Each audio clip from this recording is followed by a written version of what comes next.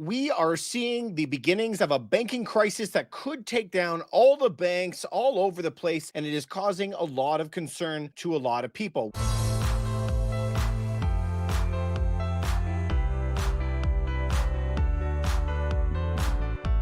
We have to make sure, you guys, that we are going to be on top of this because there's a lot of worry. We want to prepare you for what is coming, and we want to show you what is happening step by step along the way. Let's jump straight in, you guys, into one of the videos I want you to watch, and I got a couple things to tell you about it. Since our previous FOMC meeting, economic indicators have generally come in stronger than expected, demonstrating greater momentum in economic activity and inflation.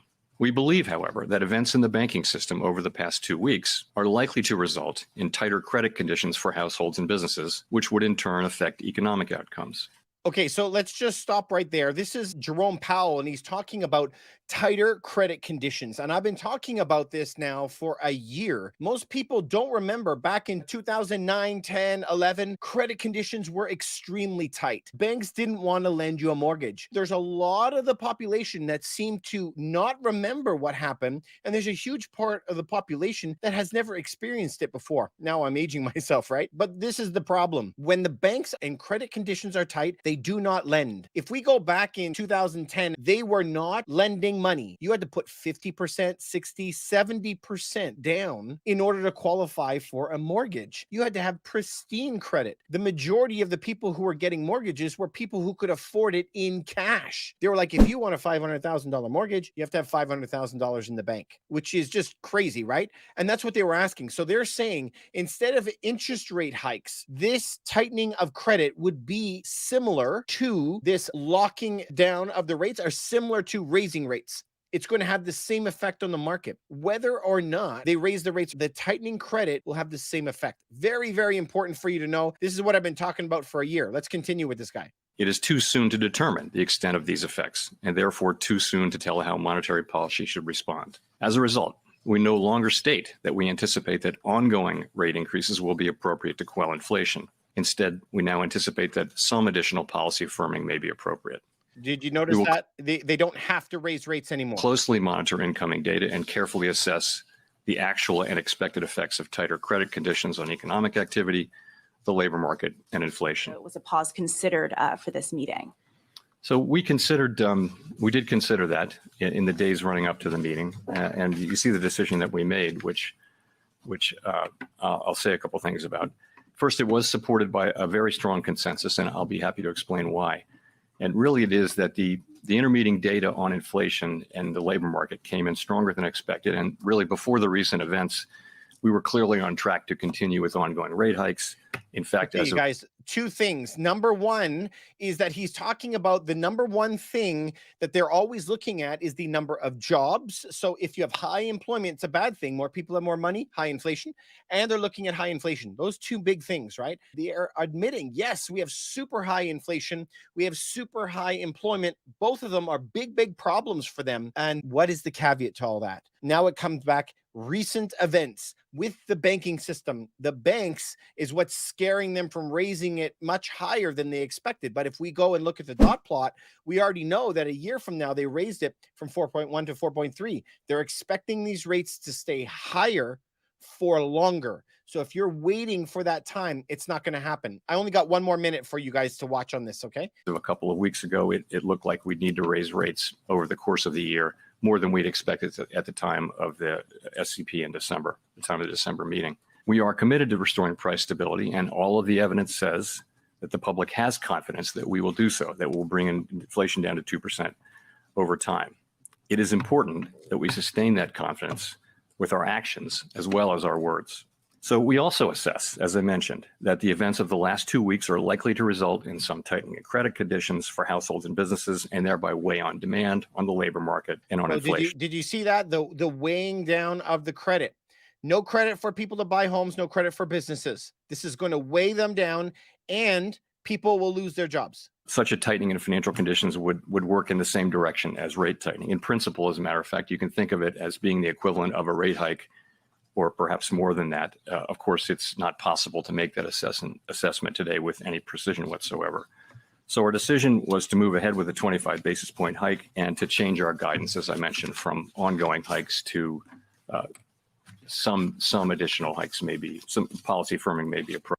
Okay, let's jump off of this, you guys. So this is what's important for us to know is that when you throw a ball, the ball has to go up for a while and then it pauses at the top and then it comes crashing down. Yeah. So when it comes crashing down, so there's an up phase, a pause phase, and a down phase. This is how it is in every single time that there are interest rate hikes, every single time. So we're going to see it go up and then pause and down. So now they had a slowing of the rates. We already saw that. I called that before in stage one. We're having the pausing at the top there. Now we're pausing in Canada. We're most likely are going to be pausing in the United States coming up. Let's see. But like I said, the dot plot is showing that those rates have got to stay higher for longer. So this is going to damage some people over the long term. Now let's take a look at some of this other stuff that I got going on for you guys. I got even more things for you. If you like this stuff, click a couple like buttons for me. It would really, really help me out. Please give me a big thumbs up. Consider subscribing to the channel.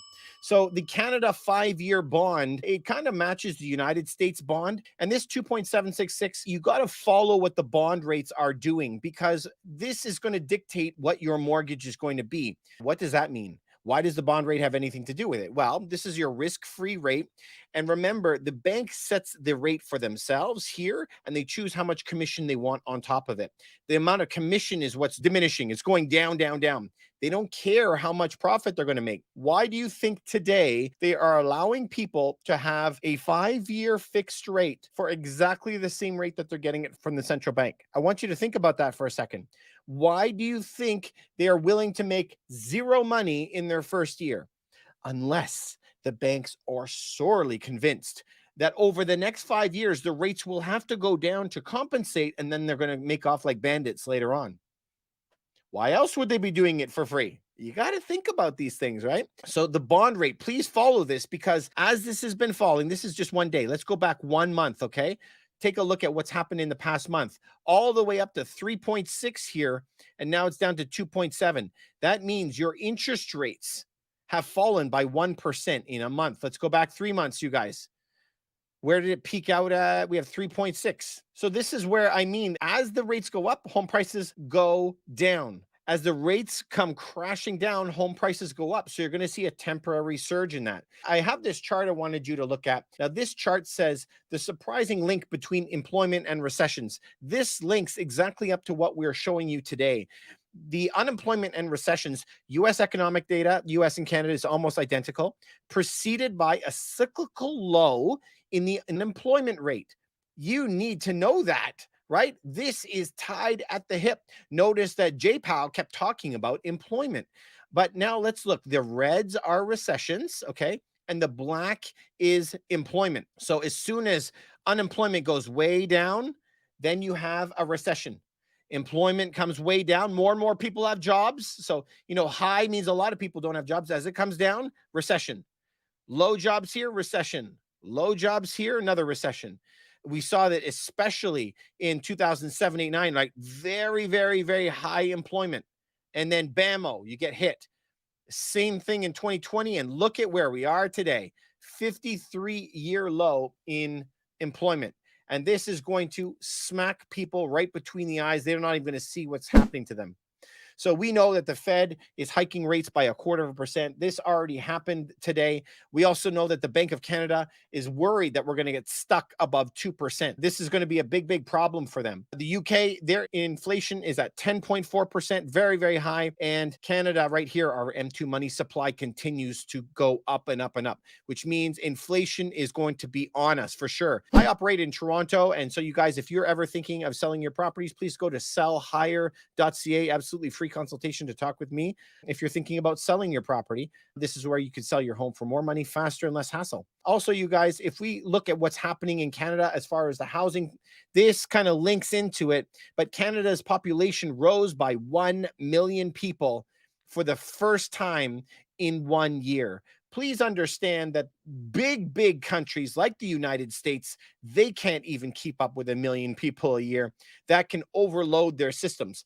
And this is going to continue in Canada. This is not a political channel. We talk about money. At the end of the day, anybody who comes to the country, no matter who they are, costs the country a lot of money. And so it's not a person is a person is a person. That's kind of unfortunate, but it's kind of the way the job market works. Depending on your skills, you're going to be more valuable. Every single country on the planet wants the exact same thing, which is very curious, right? They want the youngest people they can, with the most money they can, the most kids they can, and the most skills they can. Highly educated, young, with kids and skills. Everybody wants that. And unfortunately, Canada has become a place that's very high taxes and high benefits and rule of law. So we're getting a lot of people come to the country that have money and skills. They dump their cash here, mostly in real estate, and then they take off for the hills because they don't want to pay the taxes for it. And then the people that we're left with, the million people that are here, unfortunately, they don't always have the best skills and so forth, but we want to help them, right? A lot of them are coming from Ukraine, war zones, and so forth. At the end of the day, we don't have houses for those million people. So the government comes in and starts taking over a lot of hotels, a lot of conference centers to try to help them out. We're watching what's happening with the budget as all the budget items are getting slashed instead of one item. At one point, and I don't know if it's going to be next year or 10 years from now, I don't know. At one point, if we do have to spend money as a country, we have to be expecting some sort of return. We're going to have to be balancing our budgets and being able to spend what we make. If I make $100,000 a year, I have to live within that. I cannot live making 100,000 and spending 150,000. For some delusion, some people believe if you have a family, like 5 people, if all 5 of us make 100,000 and all spend $150,000 a year, we're going to go broke too. What if you're 100 people? What if you're millions? What if you're a whole country? At the end of the day, we cannot spend money at such a great level, way higher than what we're taking in. At one point, we have to be responsible. Unfortunately, Canada, United States, the majority of the Western countries have gone past the point of no return. We're now past 130% debt to GDP. It is not the point of not borrowing money. We need to borrow money. Borrowing money is what has created the wealth of the West, bar none. The ability to borrow money to build businesses, borrow money to buy houses and whatever else. But if we borrow money, we have to take on some risk. And the chances of us failing has to be a real possibility for everybody. Unfortunately, that's just the way the system works. We want to make sure that you're educated, that you can build a business, that you can buy a home, because the government cannot protect everybody for every scenario. It'll never work that way. So we want to help you build a rock solid base and be able to leapfrog ahead of everybody else. If you actually break down, the American dream is not a house and a picket fence and a dog and 2 kids. This is not the American dream. The American dream, or the Canadian dream, or whatever the West kind of ideal is the ability for upward class mobility to improve your situation and make it better than the life that you had growing up, and maybe your kids can have a better life than you had. I think you would agree with me. So that chance is the thing that we can't let go. We have to always try to be able to leave the place better than we found it, right? For our kids. And that's a really, really important thing I think all of us could get behind. I want the very best for you guys. Now, for you who are struggling to get to that point, the next 2 years is going to dictate the next 20 years of your life. It is going to be the best buying opportunity that the majority of people 40 and under have ever had in their entire life. In the next 2 years, you're going to have an opportunity to set yourself up for life and build up that wealth building that you can and buy good real estate at really discounted prices. I'm super excited for it. I hope that you're excited for it. The times can be very, very bright for you. Remember, it's not always doom and gloom for everybody. For some people, it's very good. So remember, don't fight the Fed. Work within the confines that we're in. There are always deals to be had. Stick with me and we'll help you find some of those great deals for you over time. Wish you the very, very best, you guys. Hope that you have a fantastic night. I love you. And if this gives you any value, please consider subscribing. Give me a thumbs up and leave a comment. I'd love to know how you like this stuff. Have a great night, everybody.